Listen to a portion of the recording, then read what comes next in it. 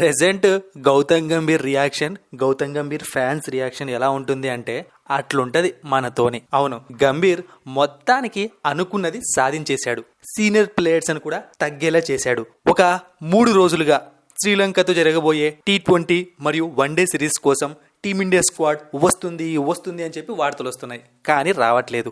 దీనికి కారణం ఏంటో కూడా మనం ఆల్రెడీ మన పాత వీడియోలో తెలుసుకుందాం. విరాట్ కోహ్లీ, రోహిత్ శర్మ కన్ఫర్మేషన్ కోసం గంభీర్ ప్రెజర్ పెట్టడం, దాంతో పాటుగా T20 కెప్టెన్ ని సెలెక్ట్ చేయడం, ఇలాంటివి రోజుకు ఒక డెవలప్మెంట్ ని మనం చూస్తున్నాం. మనం అప్డేట్స్ కూడా తెలుసుకుంటూ ఉన్నాం. మొత్తానికి శ్రీలంకతో జరగబోయే వన్డే సిరీస్ కోసం రోహిత్ శర్మ, విరాట్ కోహ్లీ ఇద్దరు రాబోతున్నారు.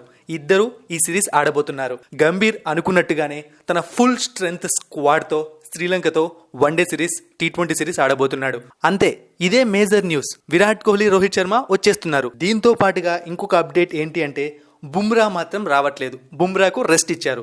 దానికి గల కారణం ఏంటి అంటే బుమ్రా అన్ని ఫార్మాట్స్ తప్పకుండా ఆడి తీరాలి కాబట్టి అతనికి ఖచ్చితంగా కొంచెం రెస్ట్ కావాలి, అందుకే రెస్ట్ ఇచ్చారు. అండ్ ఇంకొక అఫీషియల్ న్యూస్ ఆల్రెడీ మనం తెలుసుకున్నాము. సూర్యకుమార్ యాదవ్ T20 కెప్టెన్ కాబోతున్నాడు. దాంతో పాటుగా T20లకు వన్డేలకు రెండిటికి కూడా రియాన్ పరాగ్ అండ్ రిషబ్ పంత్ ని సెలెక్ట్ చేశారు. ఇంకొన్ని గంటల్లో లేకుంటే ఇంకొన్ని నిమిషాల్లో మనకు అప్డేట్ వచ్చే అవకాశం ఉంది. ఇక దీంతో పాటుగా ఇంకొక న్యూస్ ఏంటి అంటే హార్దిక్ పాండ్యా కేవలం T20 మ్యాచ్లు మాత్రమే ఆడి మధ్యలోనే వెళ్లిపోబోతున్నాడు. అంటే వన్డే సిరీస్ కథను అందుబాటులో ఉండట్లేదు పర్సనల్ రీజన్స్ కారణంగా. కానీ ఇక్కడ మనం చూడాల్సింది ఏంటి అంటే ఛాంపియన్స్ ట్రోఫీకి ముందు మనకున్నది 6 వన్డేలు. అందులో 3 వన్డేలు హార్దిక్ పాండ్యా ఆడకపోవడం ఖచ్చితంగా అది టీమిండియా కన్నా మైనస్ అవ్వచ్చు, హార్దిక్ పాండ్యా కన్నా మైనస్ అవ్వచ్చు. ఎందుకంటే డెసిషన్స్ ఇప్పుడు క్విక్ గా మారిపోతున్నాయి. కెప్టెన్ అవుతాడు అనుకుంటే ఒక ప్లేయర్ అయ్యాడు, తర్వాత ఇంకా ఏమైనా జరగచ్చు.